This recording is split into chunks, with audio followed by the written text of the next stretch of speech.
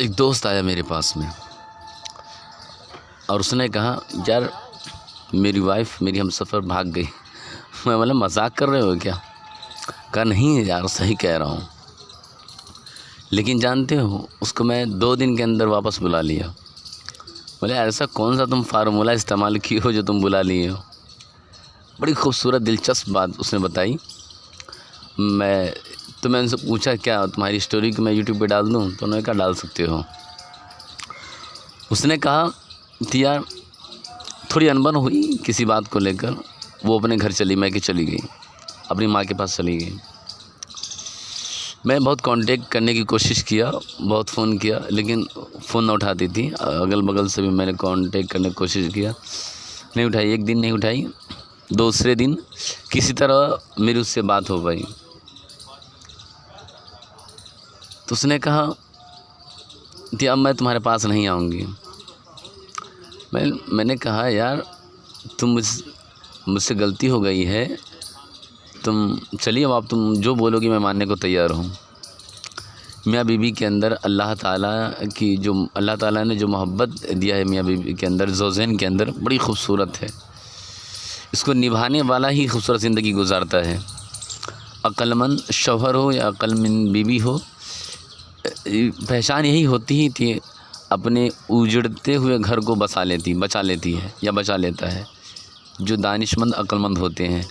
और अना कुछ लोग ऐसे होते हैं कि अना में अपने मर्द ही अपने आप को अना के आगे झुकना नहीं चाहते हैं और उसी दरमियान उसका घर टूट जाता है। इसलिए आप लोग से गुजारिश है कि इस चीज़ों का ख्याल रखें। फिर दोस्त ने मुझसे कहा कि यार मैं जब मुझसे बात किया तो वो साफ इनकार कर गई कि मैं नहीं आऊँगी, किसी कीमत पे नहीं आ सकती हूँ। मैंने कहा तुम एक आखिरी मौका मुझको तो दो। तो उसने मैंने उसके से बड़ी मिन्नत की, बड़ी इल्तिजा की, बड़ी दरख्वास्त की उससे कि तुम जो कहोगी मैं मानने को तैयार हूँ। तो वो बहुत ही अक्लमंद थी, बहुत ही दानिशमंद थी, बहुत चालाक थी। उसने मुझसे कहा कि ऐसा करो, ठीक है, किचन में जाओ और गिलास में पानी लो।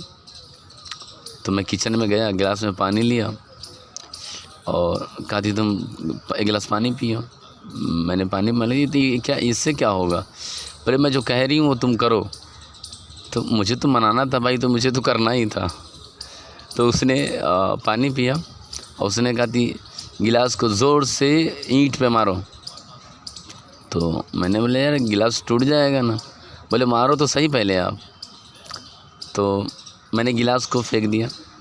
बोला अब देखो गिलास कितने टुकड़े टुकड़े हो गए होंगे, अब उठाओ सब शीशे को और इकट्ठा जमा करो और जोड़ो।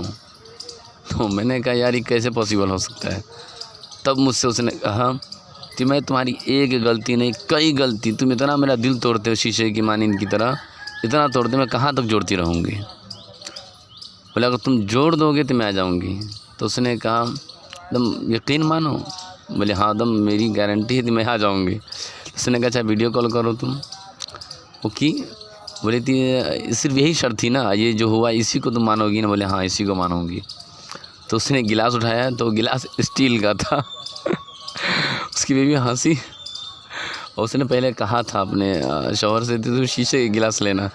लेकिन ज़ौजैन के दरमियान बीवी को मनाने के लिए, चाहे शौहर को मनाने के लिए, ज़ौजैन चाहे तो कुछ हद तक झूठ बोल सकती है।